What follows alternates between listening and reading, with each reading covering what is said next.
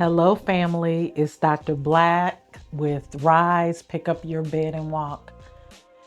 And today I want to talk to you about the importance of your village. I talk to people about building a village around you. I am in an ongoing discussion, debate, and possible battle with my licensing board. And they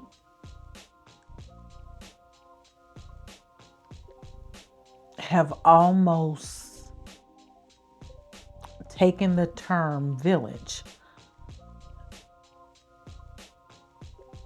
to mean something bad or something unhealthy. When I say the term village, I mean community. That I believe that it is not the will of God for any of us to be alone, and that we have got to be intentional about building a village. I grew up with my big mama, my aunties, uncles, cousins, friends, and I do believe we had a village. That Big Mama was the matriarch who made sure that the village survived, that we did life together, we celebrated together, we mourned together. I knew that I was not alone, that I had, even beyond my family, a community of people who had my back, where I was safe. And in this world that is all about me, and I think it's been a strategic attack on the fabric of our families and communities, that our villages do not exist. With the term village, I am talking about our Afro-centric roots, that we grew up in villages, that we were stronger together than we were separate. So today I want to talk to you about intentionally building a village of people that you love, people who you know love you, people where you can do life together. In my village, I know that one of the premier folks, and I'm going to have to name two, I would say is my mother and my husband. And here's the thing about a village, that we are all individual people trying to figure out how do we do this life together. So I have my own idiosyncrasies and they both have theirs. And sometimes my stuff rubs against their stuff. And we have, the beautiful thing about my village is that we have those moments and we deal with them, we talk to them, talk through them. Sometimes we have to have multiple talks. Sometimes we need a mediator, but we are not giving up on the village. When issues happen, we process and we move on and we move forward, but we are committed to one another. So as you try to do this thing called life, be intentional in selecting your village. Your pride, your unforgiveness, your anger, your sensitivities might have you in a place where you want to shy away from community with others. But I want to challenge you today that all of us need a village. So pick your village and stick with it. Now, if you're in a place where people are abusing you, then I say no, you don't deserve to be abused. Address it within the village. If they don't fix it, then you might need to go off and select another village. But if your village are people who care about you, and if you say you're hurting me, that they will adapt so that you are safe. So pick your village and be intentional. And then you've got to cultivate your village. How do you communicate? Many of us have strengths in communication, and we also have weaknesses, challenges, obstacles in communication. Work to process through things to make your relationship stronger. In my village, it is my goal that we talk about everything, and everything doesn't have to be resolved overnight. And most times it will not, but you be intentional in cultivating your village. And I want to equate a village like a garden. A garden, if you have green thumbs and you grow plants and my father was a person who taught me how to create a garden. He taught my children how to do that.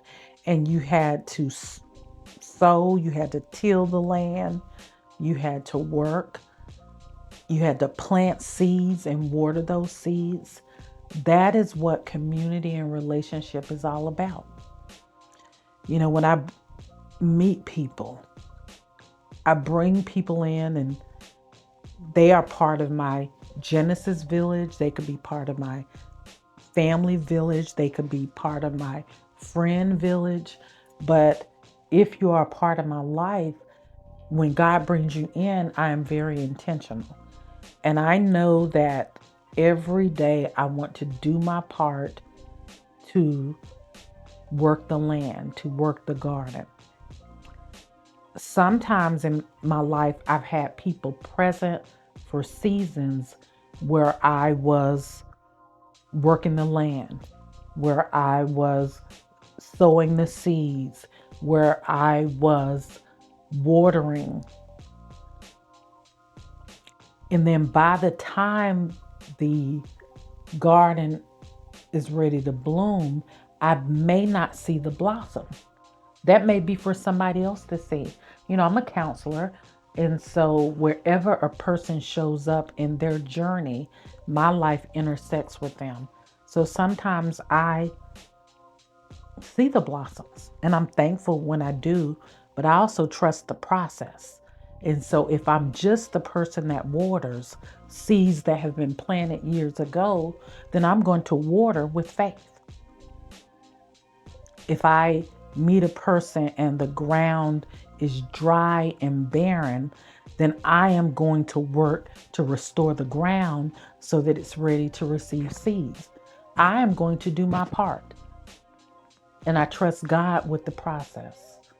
So wherever you are, be intentional in building your village, being intentional in cultivating the garden of the people and the many beautiful flowers and plants and resources that are gifted to you. Sow the land, plant the seeds, water, and be thankful for the times you get to see the harvest and you're part of the harvest. But much of what I do, I may never see the harvest, but I have seen so many harvests that I believe in the God of the harvest. And so I know that whatever I do, it is not in vain.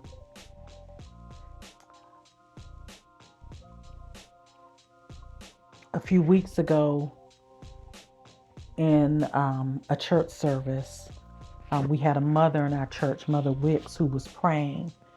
And she said, thank God that we are not stuck, that we are going through. And this is the message that I want to leave with you today, that you're going to intentionally plant yourself, select a village. Don't try to do this on your own. It's not going to go well. God is placing people in your lives that you've got to open your eyes and see and allow yourself to be vulnerable, to be planted within a village. You're going to be intentional. You are going to intentionally cultivate your village or your garden. And then we're going to move forward. We're going to get to work. When I was in my master's program 20 some years ago, we had to develop a group, a structured group. And I entitled my group Becoming Unstuck.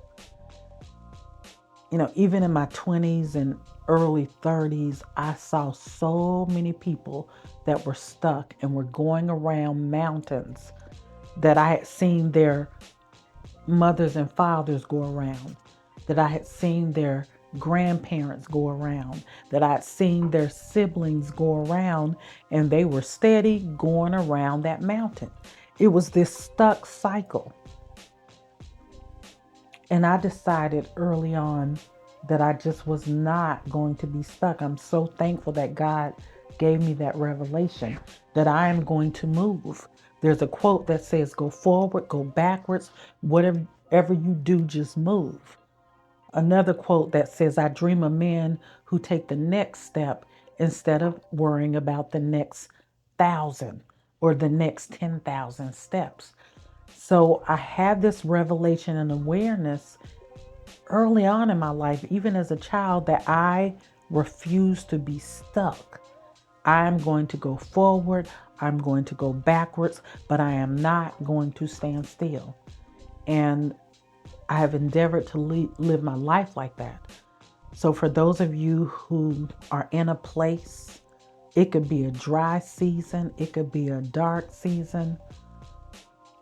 We got to turn the light on. Turn the light on where you are. Figure out who's on your team, who's in your village. Cultivate that. In your village, you have got to share goals, share your dreams, share your stuck places, because that's who God has placed to help you not be stuck. That you're pushing them while they're pushing you. You're giving to them while they're giving to you. Relationship cannot be one-sided. It can't be one person always drawing on the other. There must be a sense of reciprocity, that you are filling me up while I'm filling you up. Those are the kind of relationships we need to build, but they are hard, y'all. And we are not good at it.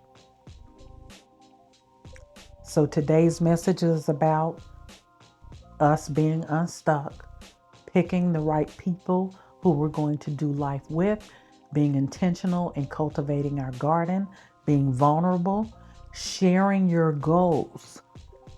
If you have things, huge things that you are trying to accomplish, you're believing God for them, you've got to share them with other people.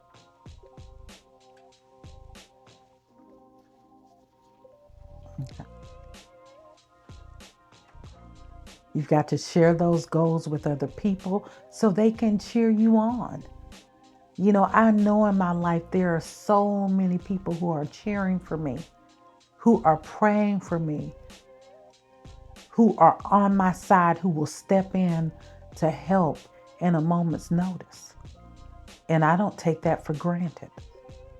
I think you all out there, you probably got some people like that who are on your side, but you are not leaning on them, nor are you offering your support for somebody else to reach their goals. But I am a firm believer that we rise and we fall together. And I believe we have too much talent, too many gifts, too many resources, but we don't know how to work together. We don't know how to work the village. And you all, patience is thin. It's so much that we need to do in this world. We need to help our children. We need to help our fathers. We need to help our mothers. We need to get people housed. We need to get people healthy. We need to stop our children from dying.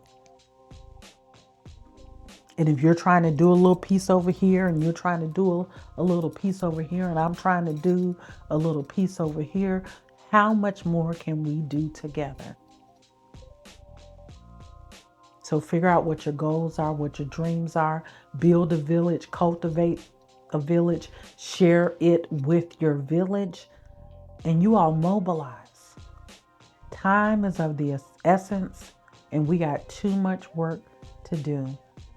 What we cannot do in 2026 is be at the same place we were in 2025 and in 2020 and in 1990 and in 1960. Every year, we need to be evaluating ourselves. Are we getting better? What do we need to work on? And what we have to decide is we cannot be stuck. It is time for us to become unstuck, but it takes us doing it together as a community and as a village, with safety, with boundaries, with expectations of moving forward. I love you guys. Rise, pick up your bed and walk. God bless.